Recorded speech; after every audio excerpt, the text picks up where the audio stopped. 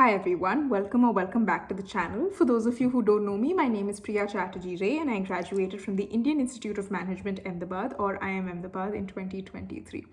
For the past 6 months or so, I've been running this YouTube channel where I've been sharing information and data, knowledge, etc. with you to sort of bridge the gap between MBA aspirants like you and successful B school students so that you have all the necessary knowledge that is required to crack your MBA entrance tests and get into the B schools of your dreams. Now, a very important aspect of that is knowing the kind of questions that are asked in GDPIs and preparing for the same. MBA interview transcripts or IIM interview transcripts are always very, very high in demand because they give you an idea as to what you need to prepare. And my own MBA transcripts have been some of the most requested videos on this channel. I'm trying my best to collate all of them and I will have them up in the near future. But when I sat and I thought about it, I realized that my interviews took place nearly 3 years ago. They took place during COVID, so they were mostly online, and I'm not sure how helpful they would be to you in your preparation, which is why I decided to launch this new series. Now, most of you wouldn't know this, but I've been simultaneously running this semi-formal GDPI preparation program, which has brought me in touch with a lot of MBA aspirants like you who took the CAT exam or cracked the CAT this year and got calls from some of the best B schools in the country. What this series of videos aims to do is bring out their MBA interview experiences, the transcripts of their interviews with the different IIMs, and I'm going to try my best to share them with you on this channel. What this will do is basically bring you face to face with some profiles that might match your own so that you can prepare for the questions that these people were asked in their interviews if their profile matches yours, so that you know the kind of questions you're being asked in real time and so that you can prepare better for your profile, your role, your college, etc. And it also will give you an idea of the level of preparation your competitors have at this stage. I do hope that this series will be helpful for you. If you think that this is a good idea and if you want to see more such videos, make sure to leave a comment below letting me know the kind of profile you have and what kind of MBA transcripts you want to see, and I will try my best to have them for you. That said, we will now move into the first of the videos in this series, which is with a friend of mine by the name of Ram Gupta, who has been so kind as to come and share his entire interview experience with us on the channel instead of just sharing his transcript in an anonymous manner. Make sure to like, share, and subscribe to the channel, and thank Ram in the comments for being so helpful. Hi, Ram. Hi Priya, how are you? I'm great. How are you? All good. Good. So we're here to discuss another one of your interviews today. Can you tell the audience which interview we're discussing, when it was held, what panel it was, and all of that? So it was the Calcutta interview, which was held on the 13th of March. I was the afternoon slot, so 12:30 reporting time, and my panel was D8, and I was first in my panel for the first time. So Okay, interesting. How long did your interview last overall? about 20 minutes. Oh, you finally broke your curse of short interviews. Yeah. Congratulations. Chalo, let's talk about the WAT first. What was the topic? The topic was around self-care becoming a buzzword, and that many critics feel that it makes people self-absorbed. The question for us was that discuss the negatives and positives, if any. Uh, yeah, that was about it. So, like self-care versus narcissism, in a way. No, self-care leading to narcissism, so that could be a drawback and how it does Right. that, but majorly discussing the positives. Okay. How much time did you have to say think about it? How much space did you have to write? 25 minutes, 2 pages both the sides, but the word limit was 250 words. Oh, okay, fine. Yeah. Right. So what side did you take? What did you choose to write about? Both. I took that self-care is basically packaging the old wine in a newer label. So that it being the core values being propagated are the importance of taking a break, mindfulness, and to be able to connect with yourself in a hyper-connected world and all of those aspects, which strongly correlate with our religious practices of yoga, meditation, mindful eating, fasting, uh, so all of that. And then the drawbacks, wherein it being promoted by influencers, uh, fueled by brand collaborations, promoting hedonism, and that in turn defeating the entire purpose of it. and then in conclusion, a couple of sustainable measures how we could actually reconnect with ourselves, so to speak. Okay, very interesting. So let's talk about the actual interview. Who was on your panel? Since you were the first person, I'm assuming you hardly had any waiting time. No, we actually did because the lunchtime went Uh, quite long. Yeah, but the waiting time was no, the panel. There were three panelists, all male professors. okay. Any idea about what sort of professors they were, what subjects they taught? Any idea? No, because I was the first in my panel, and people were actually not allowed to talk to each other after the Okay, interview. So even people in the first slot, because in the morning slot, because I was to travel from Jaipur, I reached there on the morning flight. So I was there for 4 hours before my reporting time.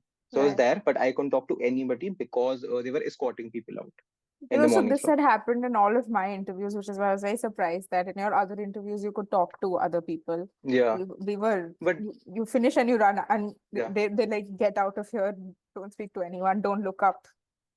This I feel is a much better practice because the interviewer also does not try to do uh, much out of the box, so you get a more elaborate interview experience. Yeah, fair. Cool. So let's talk about what was the first question they asked you. How did you answer? They had just come from lunch and they were still settling down, and they had called me inside as well, and they were checking out my form in front of me, and they started talking about table tennis, which was written in my extracurriculars. So they started talking about it, and one of the professors had a lot of idea about table tennis. So he took a couple of names of Oika Mukherjee, Shija Kula, who are the current women Indian table tennis team. And since we almost beat China, so the question was indirectly around that, but I couldn't gather his pronunciation. So that is why I couldn't recall like what he was. I couldn't get what he was trying to say.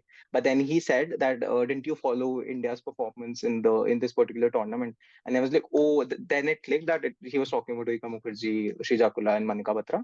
And then I mentioned the scores and everything. So I think the ball was in my court there.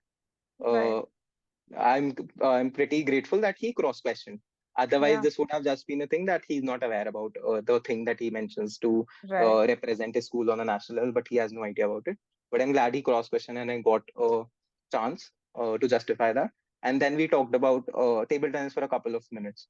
That the entire culture of table tennis in West Bengal, how the state has took measures to propagate the sport, Yeah. and he also talked about table tennis being promoted in certain clusters of India and how there's a very healthy culture around it. So he was very knowledgeable about table tennis. Yeah, interesting. It's also it's not just the fact that he cross questioned you, it's also that you had the presence of mind to sort of pick up on what he was saying despite say difficulty in pronunciation, I guess. Yeah.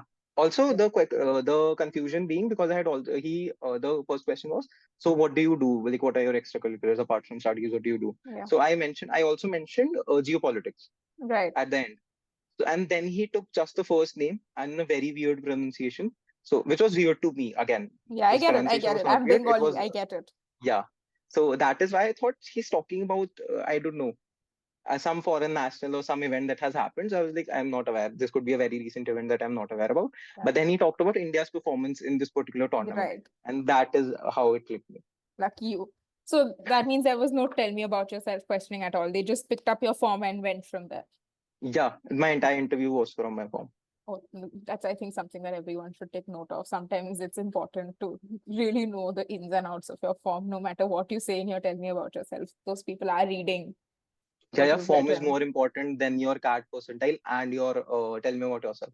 Because a Thank lot you of the for times, thank you for yeah, telling them that. I am going crazy in my everyone in my comments is like cat percentile so important, blah blah blah. I was like, no, half of the people don't half the B schools don't even tell the interviewers your percentile. It doesn't matter. They're not good, and they're not exactly. supposed to ask you about it. So they have no idea how you've done. If you're like 100 percentiler or like an 80 Yes, percentiler, take it from someone who's done really well. I won't disclose my percentile, but take it from someone who's done really well. you have to And add like 100 reallys after the first really. But okay. yeah, but you don't get that You benefit. anyway.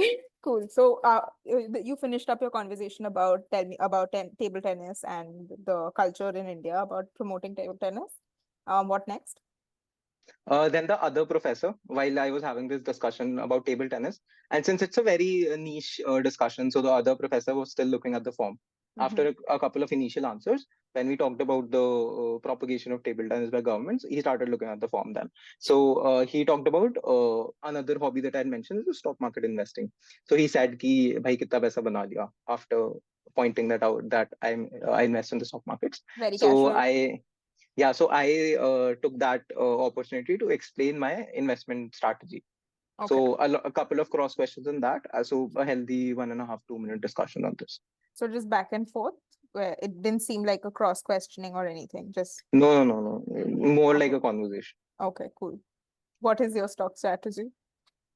I gave a prepared answer, Okay. but I also added some candid. I took a shot in the dark, I feel, with this interview, although Okay. it seems to go really well on the face of it. But I was candid on a couple of moments in the interview. Okay. So that could also backfire. We don't only know in April, I feel. Fingers crossed. It's the month of May, not April. I'm adding one more month to your wait. Could be, yeah. This Chal, could be May first week this year. theek hai, chalo. So, your stock strategy, what next? Then about my academics, from the same professor who was questioning about table tennis. Okay. So he asked about the Markowitz portfolio theory, Okay. and I took his full name and said that while this was in my curriculum, I am not able to recall the entire structure of it at the moment. But then he started saying that it is very important. How are you in finance if you don't know this? But then he said, "Acha chalo, thodi practical baat karte," and gave me a couple of scenarios. And he was trying to gauge the elements of that particular theory only, portfolio Right. theory, which were negative correlation, diversification, and the weighted beta and everything. So he indirectly questioned me on those, and I researched about it later on after my interview, and I was bang on all three aspects. Right. So yeah, we had a 4 5 minute discussion on this. Must have been a finance professor. It also, like, I've been telling people a lot in my videos that your interviewers are your professors, right? Essentially, they're going to be you're going to be their student later.